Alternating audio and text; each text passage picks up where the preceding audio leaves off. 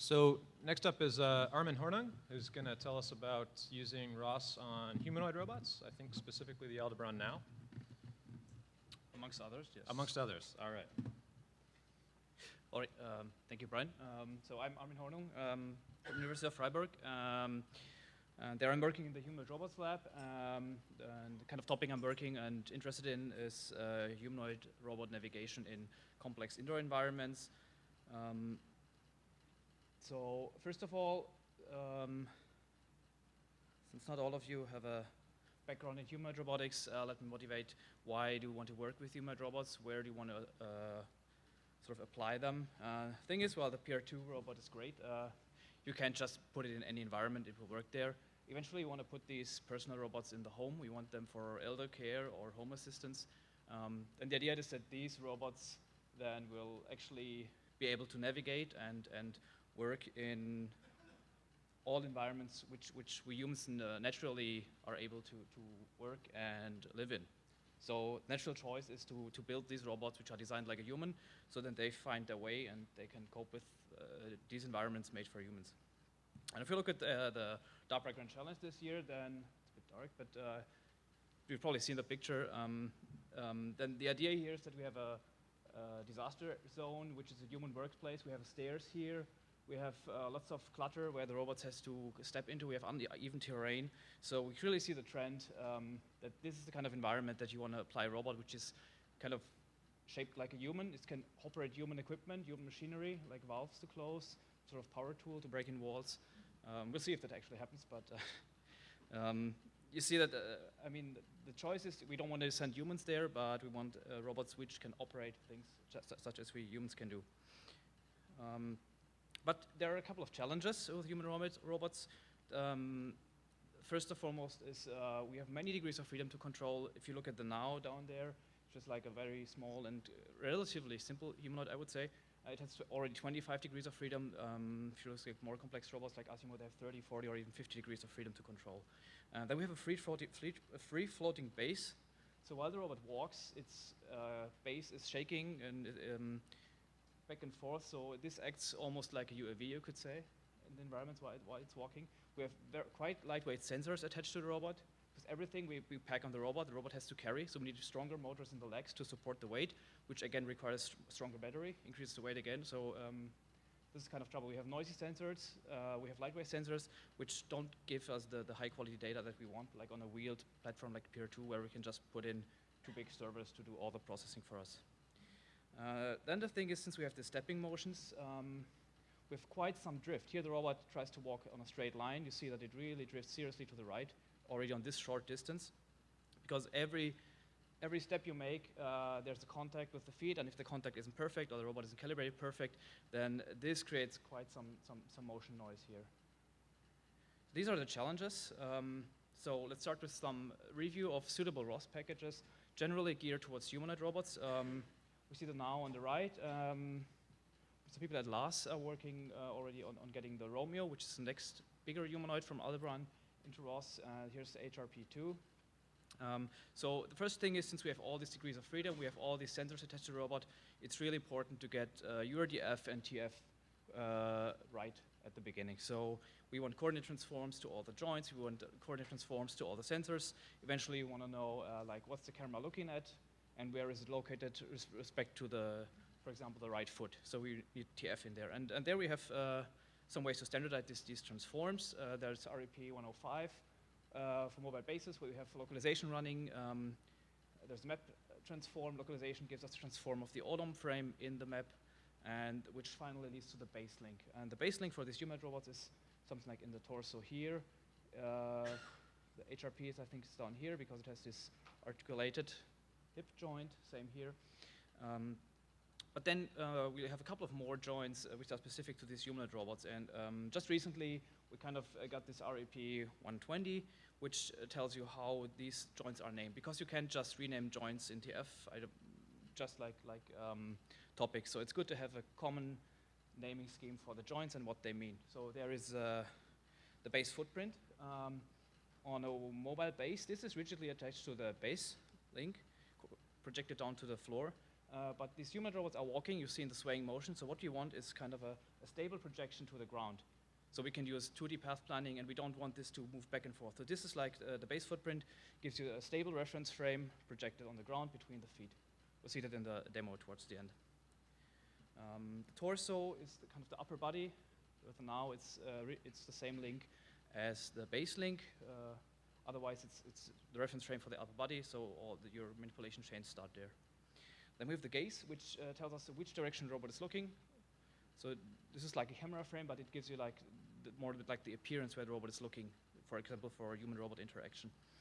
The end effectors of the arms, left and right gripper, and finally the soles, which are important for walking pattern generation and for footstep planning. So with this already, and we get our humanoid robots, throw a URDF in there, put it in ROS, you can already get some really nice visualization of what's going on.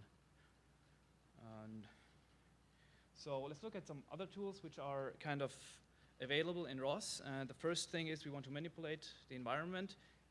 So there comes the ARM navigation stack. We've already heard about it, ARM navigation wizard. And this already works really, really well as long as you have a single chain. So we see on the top here. Yeah, so this is leg navigation, you could call it. So this is the ARM navigation wizard applied to the leg chain of the now. We can have IK control there, and we can do the same with the arms. But usually we don't want to control single chains because you see this has a quite limited workspace, this robot. So we want to bend forward. We want to do more interesting things. You can also see that once we start articulating this leg, the robot will eventually fall over if it doesn't stabilize, because it cannot stand like this on the left leg. So there are additional constraints we need to move into, and we need to eventually go to beyond single chain planning. And that's already, you've heard Johan this morning, we'll be in the next evolution of the ARM navigation stack. We're closely working on that, on getting the whole body motion planning with MoveIt. And actually what you see down there is already in MoveIt. So we start with the ARM navigation, and then we're now at the stage where we have the same functionality in MoveIt, plus stability constraints. So let's get to sensing and perception. This is basically working out of the box, right? If we have the right TF transforms to our sensors, we have all kinds of sensors integrated in ROS, like the Hokuyo. Here we're doing 3D laser scans, then running plane segmentation to detect stairs in the 3D laser scans, which we then can advance to climb these stairs. Just interested to look up the publication there. But otherwise, this is really working here. People at last are using stereo vision. This is their stereo cameras running on the HRP. And just recently, we got these nice ASUS RGBD cameras, which you put on the now, and so you get nice colored point clouds out. So what you're going to do with that, you can build the 3D environment map, and eventually you want to navigate in this environment. So then we have the problem, how can we localize in the environment? And we've seen the shaky movements of the robot while it's walking. We've seen that the center is swaying back and forth, but it's also rolling. And this environment is not inherently 2D, right? There are stairs, there are multiple levels, all kinds of clutter can be in the environment. So what you really want is a 3D localization.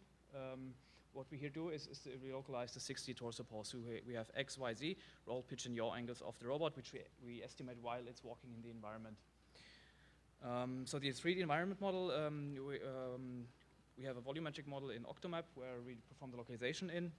And in there we're running Monte Carlo localization based on the laser sensor. It's located here in the head.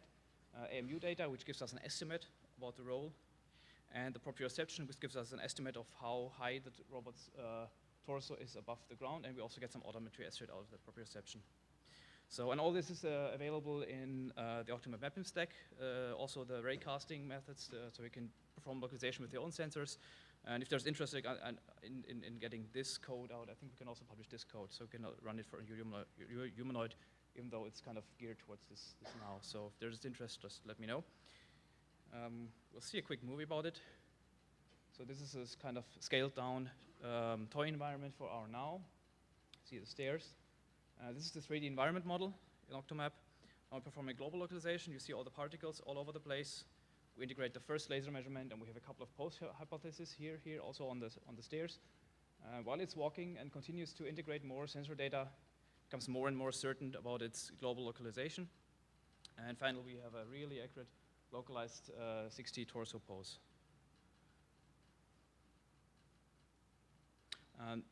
This gives us some really nice results. We get sometimes an error out of 2 or 3 centimeters. But if you think of climbing stairs, then this is not really enough. So kind of went on and improved that. And to do so, we combined the NAO's camera image with the laser localization in a one global particle filter. So now the robot localizes with the laser, and it improves this localization with this short-range sensing, where it compares edges in the camera images to the known stair model. And here again we see 3D environment model and the localized pose.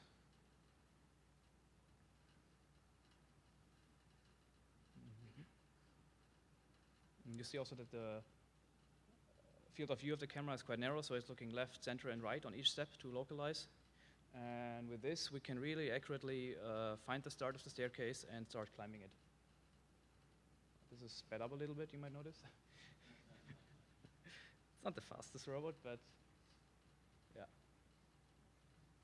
So it never actually misses a step here, and the stair climbing behavior itself is actually open loop, so a small error of only 1 centimeter will already lead to a fall, because the robot will either bump into the handrail or miss the step, fall backwards, or run into the front step. Interesting part is, of course, the spiral part here, which is a bit more complicated, but performs just as well.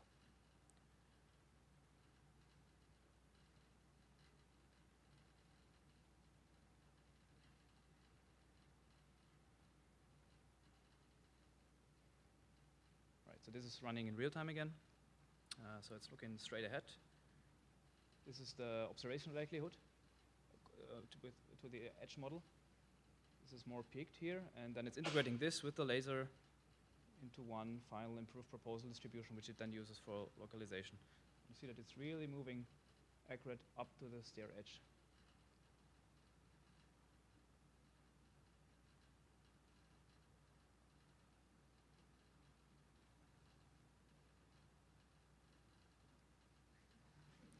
Go for it.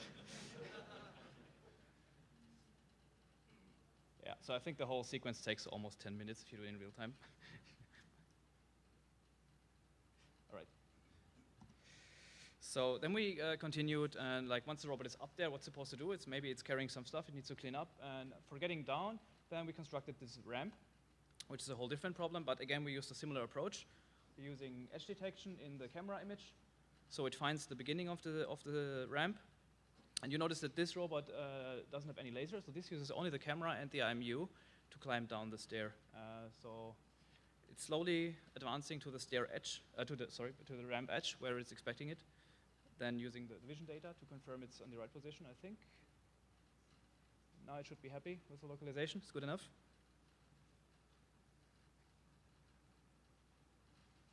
So now, in order to step forward, it really needs to, you see the problem with humanoids. You need to balance your center of mass. And you have these feet to balance. These are quite big for them now, but still it's a challenging problem. Because now your support polygon is getting tilted by the ramp. And made it again. This is visualization RVIS. You see the projected center of mass, which we compute from the robot's current configuration. And you don't see the polygon, the actual, but this is like the convex hull of the supporting foot. And every couple of steps, it then uses the IMU data in order to get its orientation right, because it doesn't have any other sensing. It needs to use the IMU just to get the orientation right. And this is like vision and IMU data. This is like fully sufficient to climb down this ramp, which is like 2 meters long. Correct for all the motion lift while doing that.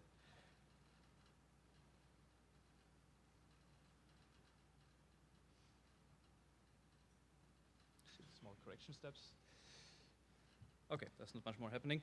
So, so now we've seen navigation for humanoid robots. So we've seen the localization part of navigation. So next thing is what we actually want to do. We don't want to perform 2D path planning. Well, we can do that in open spaces, but humanoids have this unique capability that they can actually step over obstacles. They don't have to walk around them, but if they are planar obstacles, they're small enough that they can step over them. And we want to exploit this with footstep planning. And what we do there is we have a discrete set of footstep transitions. See on the top right. This is the stance foot. stance foot, and these are the set of footstep transitions for a bigger robot. This is not the now, this is like a HRP robot. And with these footstep transitions, we then perform heuristic search, such as A star. What we've done here is we've kind of extended this so we can use SPPL in ROS now, which is also used on the PR2 for navigation with motion primitives. So here we've applied this to discrete stepping motions.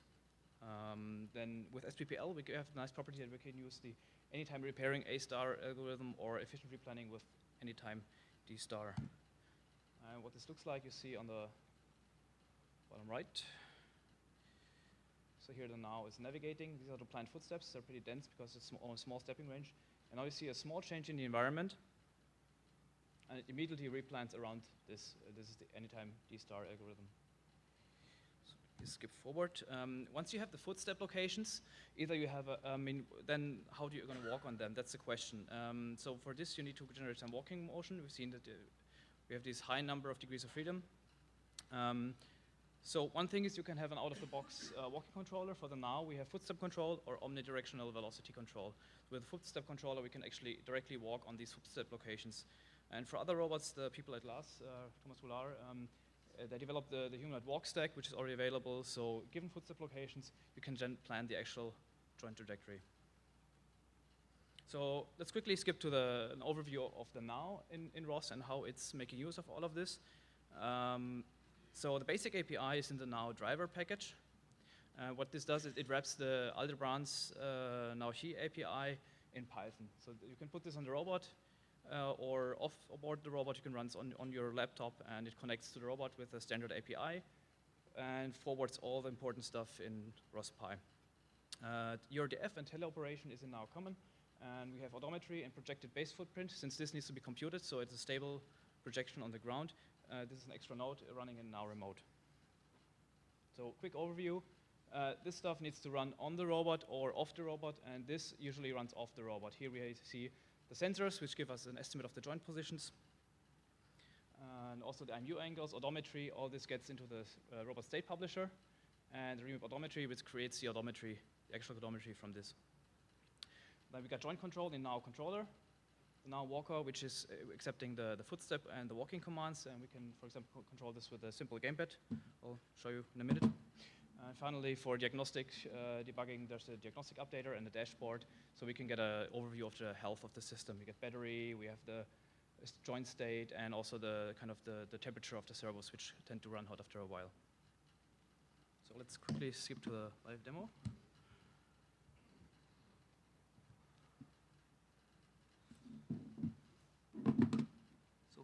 First thing I'm going to do is start a simulated now on my machine here. I didn't bring any, sorry. Then I'm going to start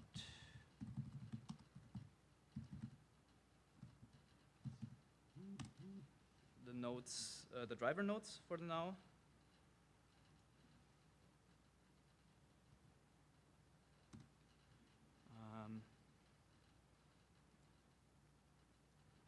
So we don't see anything here yet.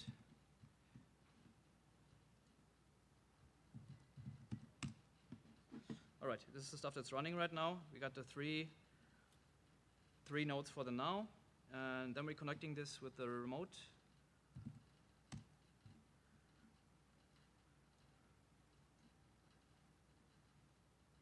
All right, and this gives us a connection of the sensor nodes and the controller for joint trajectory actions. We got the walker here, which didn't receive anything yet, so now we can look at the TF visualization. Quite dense. And the robot model. All right, this is a simple visualization of the now. We have an extended one, which is using the proprietary meshes from Aldebaran.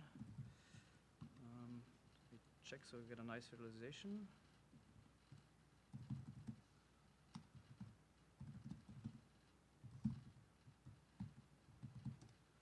That's the guy. All right, so here's our now in ROS. What I can do now is I can teleorbit with a gamepad.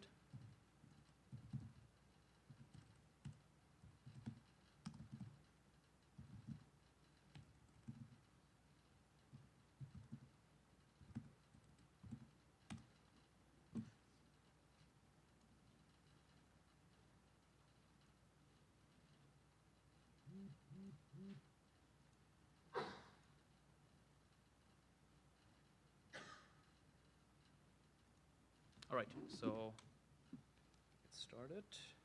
So here I have omnidirectional control. I can let it walk straight, I can let it walk sideways, and perform rotations. This is all with the standard ROS gamepad driver, joystick driver. And I can also perform like single body poses and do head tracking with that.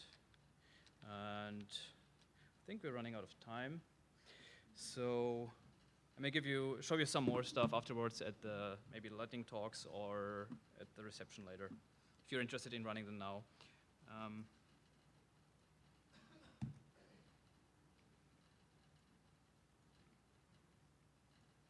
Okay. So just real quick, I can show you how you can use footstep planner,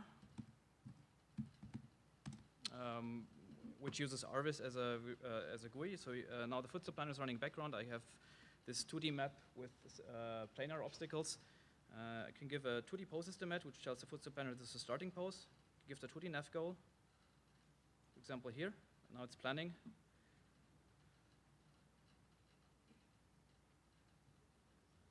And we get a footstep trajectory for this robot, which is stepping over the obstacles.